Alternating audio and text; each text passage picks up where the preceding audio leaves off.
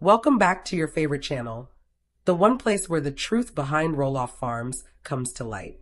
Today we're breaking a story so explosive it could shatter the Roloff family's legacy forever. After weeks of investigation, insider reports, and new evidence, we've uncovered what appears to be a calculated scheme. One so manipulative it redefines everything we thought we knew about little people, big world. Behind the wholesome facade of family, faith, and farm life lies something far more sinister, a web of deceit spun from within. At the center is a manufactured crisis, a fake stalker, and a ruthless power play designed to destroy reputations and control the narrative. This isn't just drama, it's personal betrayal. What's happening on Roloff Farms isn't a TV storyline. It's a real-life scandal with consequences that could tear the family apart. The cameras captured smiles, but what they didn't show and what we're about to reveal is the darkness behind them. The truth is coming, and it changes everything. Before we dive into the insider reports rocking the Roloff world, do me a favor. Hit the like button, subscribe to, and ring the notification bell. You won't want to miss a single second. Viewers have felt the stress on Roloff Farms for months, even years. Conflicts with Zach and Jeremy and the sale of the property's north side aren't the only issues. There are rumors of a deeper, more harmful power struggle happening inside the large house. According to family sources, Matt Roloff and Karen Chandler are the main players. Their relationship has been portrayed as a solid alliance, a second chance at love for Matt. But sources tell a different story. They describe Karen as increasingly concerned about her role and influence, not just on the farm, but in Matt's life. This tension, insiders say, is fueled by Amy Roloff's happiness. Since marrying Chris Merrick, Amy has reached a new level of joy and independence. She has a life totally separate from Matt on the property, and she's thriving. Karen, according to insiders, has been disturbed by this. Why? Because for nearly a decade, Karen's identity was tied to Matt and the farm. She depended on him for her job and her sense of belonging. She doesn't share the children's bond or the experience of building the farm from scratch. Sources say Karen sensed her foundation beginning to crumble as Matt thought about his legacy. The alleged plot begins here, a methodical plan driven by fear. Fear of losing control, fear of being replaced, and fear that Matt would reconcile with Amy and the rest of the family as he aged. Karen, presented publicly as clever and calculating, allegedly fabricated a crisis and a shared enemy to make Matt depend entirely on her. She needed to turn Amy, or at least Amy's idea, into a threat to achieve this. The plan reportedly began subtly. It started with casual remarks. Someone familiar with their private discussions said Karen would plant seeds of worry in Matt's mind. "Matt, did you see that car?" she might ask on the porch. The one driving by slowly. Matt would dismiss it, of course. Then a few days later, that car is back. Out of nothing, she was weaving a story of being watched. Then came veiled accusations. Karen allegedly complained about feeling insecure on the large, remote property. She reportedly said to Matt, in a voice loaded with fake vulnerability, "I don't know, honey. Everything feels different since the farm sale drama. I feel like I'm being targeted." When Matt pressed her about who might attack her, she reportedly said, "It's probably one of Amy's fans who hates me. You know their online behavior. They blame me for the family breaking apart." It was a brilliant tactic. She never accused Amy directly, but she connected Amy's world to the imagined threat. Matt was made to feel protective of Karen against a villain tied to his past. Sources say Karen created a damsel in distress scenario, making Matt the hero. The escalation reportedly came when words weren't enough. Karen needed proof to make the threat feel real. According to the investigation, she, or someone acting for her, created anonymous social media accounts, sending her self-threatening DMs. The messages were psychological, not violent. "We're watching you. Roloff Farms isn't for you. Amy is the real queen of the farm. The clock is ticking." Each message was meant to appear from an obsessed fan. Insiders say Karen's performance was Oscar-worthy. Every new message was met with fake concern. She would show Matt her phone, hands shaking. "Look, another one, Matt. This is becoming serious." Every message Karen sent was another brick in the wall she was building between Amy and Matt. Matt wouldn't recognize the messages as fake. He would see them as a direct attack on the person he loved, supposedly coming from dangerous fans of his ex-wife. According to reports, Matt's frustration and anger grew daily. He felt powerless, and his rage was aimed at the anonymous stalker, and by extension at Amy, whom he believed he was protecting. Digital threats alone weren't enough for Karen. She reportedly knew she needed to escalate the situation physically. Their home's safety had to appear compromised. The harassment began subtly. Karen allegedly discovered one morning that a tire on her car was completely flat, deflated but not slashed, which would have been too violent and likely involved the police. The tire was positioned right on the valve cap. It was a small, inconvenient act meant to create unease. She showed it to Matt as a clear escalation. Matt, they're here. The property is where they are. My things are being touched. A week later, a more dramatic message appeared. It was placed behind a flower pot on the large house's veranda. Made from magazine cutouts of letters, it read, "Get off her land." The horror was meant to suggest Amy. Matt's protective instincts kicked in. He was angry, not just frustrated. Someone had violated his home and was threatening Karen. The next act was personal. Karen adored her rose bushes, often showing them off on the show. One afternoon, she screamed from the garden. Matt rushed outside to find one of her favorite rose bushes crushed, its branches snapped and flowers strewn. This was the final straw. The stalker had escalated from minor property damage and online harassment to destroying something Karen valued. It was a clear, focused, and intensifying intimidation campaign. According to sources, Karen carefully planned each incident to make it appear as if Amy's fans were responsible. Karen reportedly played the victim role flawlessly. She acted jittery, watchful, and anxious, often saying she had trouble sleeping and that every sound at night made her heart race. Matt became absorbed in the low-level fear she was fostering. He felt responsible for keeping her safe, and his anger at the supposed stalker grew. According to sources, Matt began avoiding Amy, worried that contact might provoke further harassment from her fans. Karen's plan was working. He was emotionally dependent on her and isolated from Amy, making Karen the center of his world, the one he needed to protect at all costs. Once Matt was convinced of the stalker's presence, Karen allegedly prepared her trump card, physical proof linking the threat to Amy and Chris's area. After the rose bush incident, Karen staged a dramatic search in the garden, pretending to look for footprints. She paused, knelt at the edge, and then gasped, "Oh my God, Matt, come look at this." She held a small keychain, branded from a local bakery 2 blocks from Amy and Chris's Hillsborough home, a place Amy had shared on social media. She handed it to Matt in a trembling voice. "Matt, I don't want to cause trouble, but you realize this, don't you? It's from the tiny cupcake shop near their home." The implication was clear. The stalker wasn't a random fan. It was someone physically close to Amy and Chris. Karen whispered, "What if it's someone they know? What if a friend thinks they're helping Amy by harming me?" She didn't accuse Amy outright, but suggested Amy's influence was indirectly creating danger. Matt was overwhelmed. The threat seemed close, personal, and connected to Amy's life. He imagined betrayal, wondering if Amy and Chris knew something and were doing nothing. The keychain became the focal point of the whole story, a symbol of treachery and proof of a genuine, focused threat, all designed to remove Amy from Matt's life. The farm environment became intolerable. Matt grew suspicious, watching every passing car, always on edge. He couldn't discuss the situation with his kids, unable to explain that he believed Karen was being threatened by someone in Amy's circle.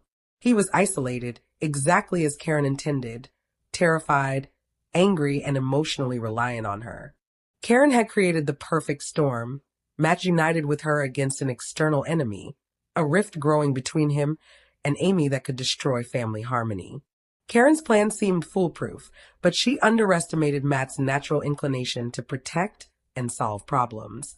Fear wasn't something he would accept quietly. At the height of his paranoia, Matt decided to take control.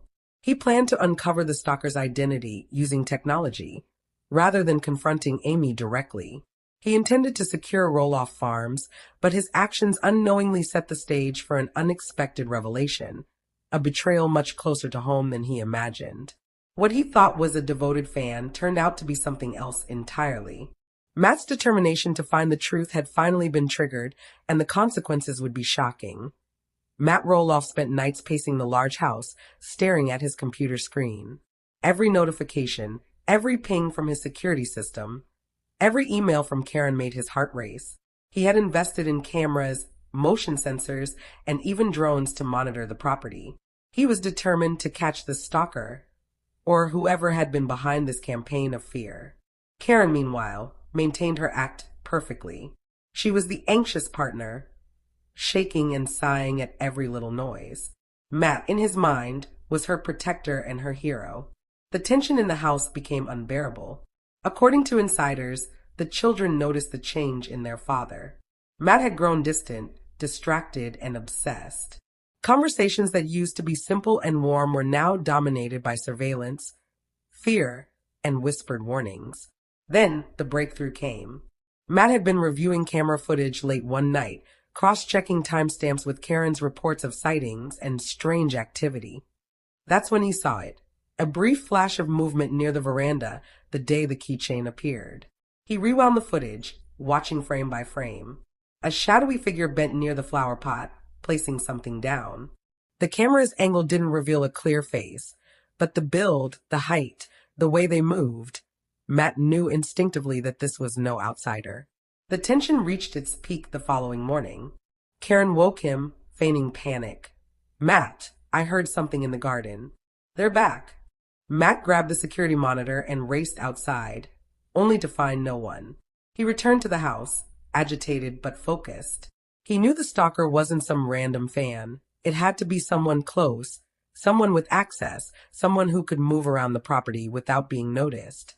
The breakthrough revealed a shocking truth. As Matt dug deeper into digital footprints, IP addresses, and social media traces, everything pointed to one location. Not an external fan, not some random stranger, but inside the household. All the anonymous messages, all the minor vandalism, even the keychain, every clue led back to Karen herself. The realization was catastrophic. Matt felt betrayed, shocked, and enraged. Everything he had done, the nights of anxiety, the obsessive surveillance, the avoidance of his family, was the result of a manipulation orchestrated by the person he trusted most. Karen had built an entire narrative of fear, a meticulously planned campaign to isolate him and make him dependent. Every tear, every trembling hand, every fearful whisper had been a performance. Sources say Matt confronted Karen in a dramatic scene captured off camera. According to insiders, he laid out the evidence point by point. The IP addresses, the timestamps, the messages, the staged incidents in the garden. Karen reportedly tried to deflect, to cry, to say it wasn't what it seemed, but Matt didn't waver. The truth was undeniable. The fallout was immediate. Matt reportedly cut off Karen from access to the house and the farm's operations. She was no longer trusted, no longer the partner in danger she had portrayed. Family meetings were called to explain the situation, and the children were briefed in age-appropriate ways about the deception. According to sources, the revelation rocked everyone to the core. For years, Karen had positioned herself as a trusted figure in Matt's life, someone who shared his vision for the farm and his personal life. The betrayal ran deeper than anyone could have imagined. Amy and Chris, when informed, were reportedly stunned but unsurprised. Sources say Amy had always suspected tension and manipulation behind the scenes, but never imagined it had escalated to this level. The keychain incident, the rose bush, the anonymous threats, everything had been fabricated to create conflict between her and Matt. The scandal didn't stay private for long. Motion 24's exclusive sources confirmed that discussions about exposure began immediately after Matt discovered the truth. The story, insiders say, couldn't stay behind closed doors, given the scope of the deception and the potential consequences for the family, the farm, and even the network. In the aftermath, Matt reportedly focused on rebuilding trust with his children and Amy. Sources reveal a period of intense introspection as he worked to separate himself from the web of lies Karen had spun. Security protocols remained in place, but now the emphasis was on clarity and transparency rather than fear and paranoia. Meanwhile, Karen's position became precarious. Insiders say she attempted to regain influence through charm and manipulation, but Matt was resolute. The evidence against her was too strong, and her credibility had been irreparably damaged. Social media began picking up on rumors and leaks, with fans speculating about conflicts, betrayals, and hidden dramas at Roloff Farms. Karen's public persona, a loving partner and pillar of support, was quickly undermined by the revelation of her actions. The psychological impact on Matt and the family was profound. For months, according to sources, Matt struggled to reconcile the image of the partner he had trusted with the reality of her manipulation. The isolation and anxiety Karen had engineered had left deep scars. But sources also highlight Matt's resilience.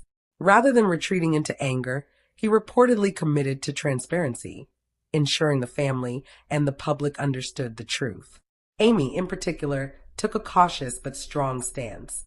While shocked by the manipulation, she reportedly worked closely with Matt to protect the family and maintain boundaries. The couple reportedly held private discussions about the farm, security, and how to ensure no one could exploit their relationships again.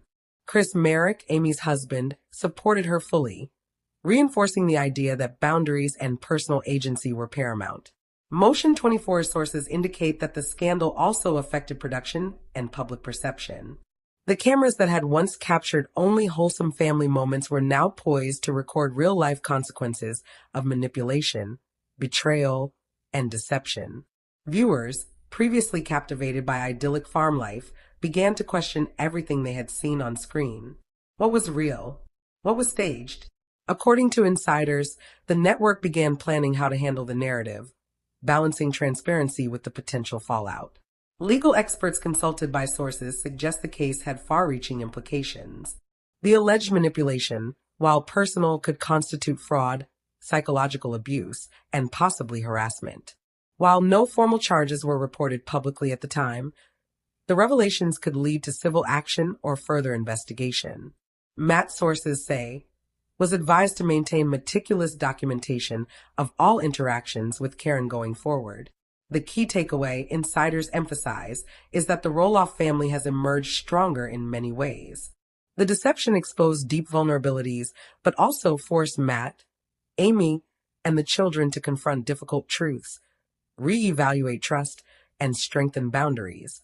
What Karen intended as a campaign to isolate and control Matt ultimately failed, leaving her influence shattered and the family more united. According to sources, Matt Roloff now operates with heightened vigilance, a renewed sense of clarity, and an understanding of how fragile trust can be.